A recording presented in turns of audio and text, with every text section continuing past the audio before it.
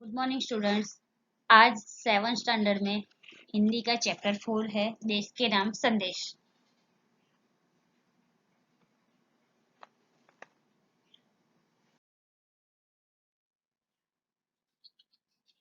इस पाठ में पत्र के माध्यम से हम दूर बसे अपने संबंधियों, परिवारजनों तथा मित्रों को अपनी बात आसानी से पहुंचा सकते हैं एवं सरकारी दफ्तरों में अपनी शिकायतें और आवेदन पहुंचा सकते हैं। आजकल दूरभाष, मोबाइल, तार, ईमेल आदि से भी यह किया जा सकता है। फिर भी पत्र का अपना विशेष महत्व होता है। हमारे पूर्व राष्ट्रपति एवं मिसाइल मैन डॉक्टर अबुल फकीर जैनालुब्दीन अब्दुल कलाम ने नई दिल्ली से 19 मई 2005 के दिन क्या आपके पास देश के लिए 10 मिनट है नाम से देश के नागरिकों को ईमेल किया था। इसमें देशवासियों के मन में देशाभिमान की भावना उत्पन्न हो ऐसी सीख भी मिली है। मातृछाया ऊंची सेरी, गांव मेसपुरा, तहसील भाबर, जिला बनासकांठा, दिनांक है 24/12/2011। जब हम पत्र लिखते हैं तो पत्र में राइट हैंड पर लिखने वाले का एड्रेस लिखा जाता है।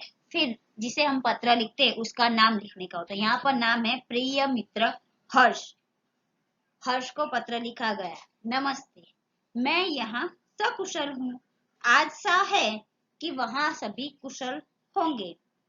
तुम्हारा खत मिला, पढ़कर मुझे बहुत खुशी हुई। मैंने डॉक्टर अब्दुल कलाम का देशवासियों के नाम जो भेजा गया एक ईमेल पढ़ा और वही तुम्हारे लिए मैं यहाँ पर दर्शा रहा हूँ।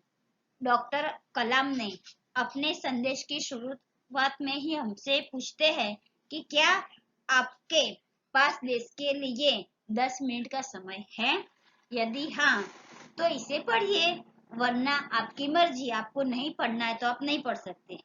इसके बाद वह देश के लोगों की सोच बताते हुए कहते हैं,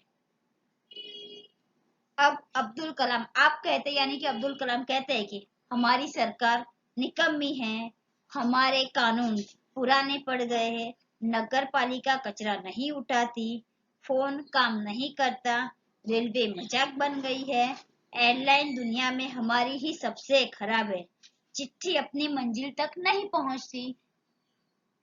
आप कहते हैं यानी कि हम लोग कहते हैं और कहते ही रहते हैं, और हम इसके बारे में कुछ करते हैं, हमने इसके बारे में कुछ सोचा है। तब राष्ट्रपति ने कहा, मान लीजिए एक व्यक्ति सिंगापुर जा रहा है, उसने अपने नाम दी उसने अपना नाम दीजिए, उसे अपनी शक्ल भी दे दीजिए। आप दुनिया के सर्वश्रेष्ठ हवाई अड्डे पर उतरते हैं। सिंगापुर में आप अपनी सिगरेट का टुकड़ा सड़कों पर नहीं फेंकते और स्टोर में खाना भी खाते भी नहीं हैं। आपको अपनी भूमिगत संपर्कों पर रश्क महसूस होता है। आप शाम 5 बजे से 8 बजे तक बीच आर्चर्ड रोड पर कार चलाने का टोल टैक्स तकरीबन 7 रुपये भुगतान करते हैं। अगर आप पार्किंग में निर्धारित समय से ज्यादा गाड़ी खड़ी की तो टिकट पंच कराते हैं। लेकिन आप सिंगापुर में कुछ कहते कुछ नहीं है। कहते हैं क्या? दुबई में आप रमजान के दिनों में सार्वजनिक रूप से कुछ भी खाने का साहस नहीं कर सकते। जिहाद में बिना सिर ढके बाहर नहीं निकलते। वॉशिंगटन में आप 55 मील प्रति घंटा से ऊपर गाड़ी चलाने की हिमायत नहीं कर सकते हैं और पलटकर सिपाही से भी यह नहीं कह सकते कि जानते हो कि मैं कौन हूँ, मैं फला हूँ, मैं फले का बाप हूँ। ऑस्ट्रेलिया और न्यूजीलैंड में समुद्रों के तट पर आप खाली नारियल हवा में नहीं उछालते। टोक्यो में आप सड़कों पर पान की पिक क्यों नहीं थूकते हो? वॉशिंगटन में आप जाली योग्यता प्रमाण क्यों नहीं खरीदते?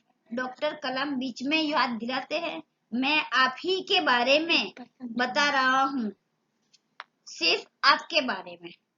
आगे डॉक्टर कलाम कहते हैं कि आप दूसरे देशों में अगर जाते हैं तो वहां के व्यवस्था का आदर पालन करते हैं और उसकी अपनी व्यवस्था का नहीं करते।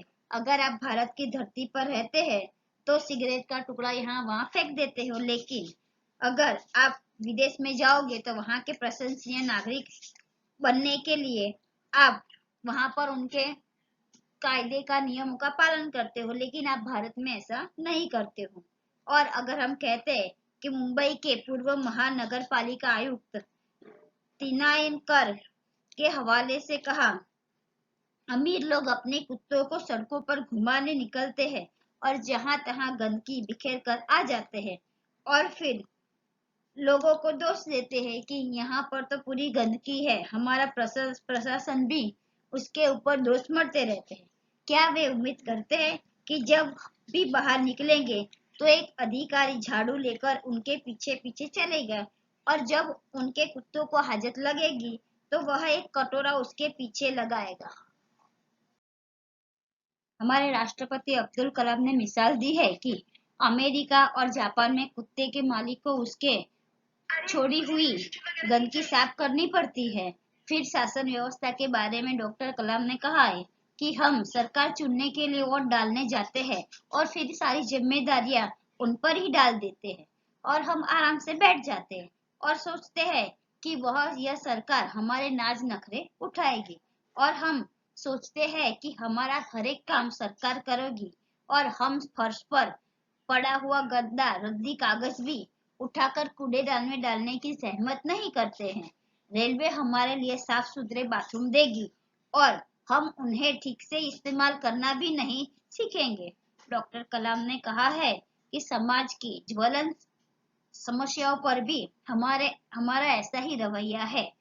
हम ड्राइंग रूम में बैठकर दहेज के खिलाफ गला फाड़ते हैं और अपने ही घर में दहेज लेते हैं और बहाना दिखाते हैं कि यह तो पूरी व्यवस्था ही खराब है। अगर मैं कहूंगा कि अपनी शादी में दहेज नहीं लूंगा तो इससे कौन सा बड़ा फर्क पड़ जाएगा।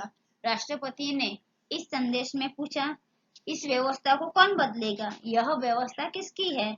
आप आसानी से कह देंगे कि व्यवस्था में शामिल है हमारे पड़ोसी, आसपास के घर, अन्य शहर, अन्य समुदाय और सरकार, लेकिन हम अपने आप को उसमें कभी गिनाएंगे नहीं। हम अपनी गिनती उनमें कहीं नहीं करेंगे। जब कुछ अच्छा करने की बारी आती है तो हम अपने परिवार को सुरक्षित कवच में घेर लेते हैं, दूसरे देशों को निहारते हैं और इंतजार करते हैं कि कोई मिस्टर क्लीन आएगा और अपने जादू हाथों से चमत्कार करेगा, और ऐसा नहीं होता तो हम अपना देश छोड़कर चले जाते हैं। उन्होंने कहा है कि हम अपने भय से भागकर अमेरिका जाएंगे, उनके गौरव का गुणगान करेंगे, उनके व्यवस्था की प्रशंसा करेंगे और अगर हमें लगे कि न्यूयॉर्क असुरक्षित है तो वहां से हम इंग्लैंड भाग जाएंगे।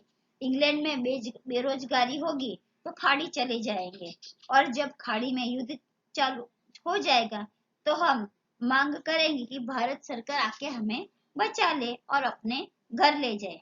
अगर हर कोई देश गाली को देने को तैयार है पर व्यवस्था में सकारात्मक योगदान के बारे में नहीं सोचता है, क्या हमें अपने आत्मा को पैसे के हाथों गिरवी रख दिया है।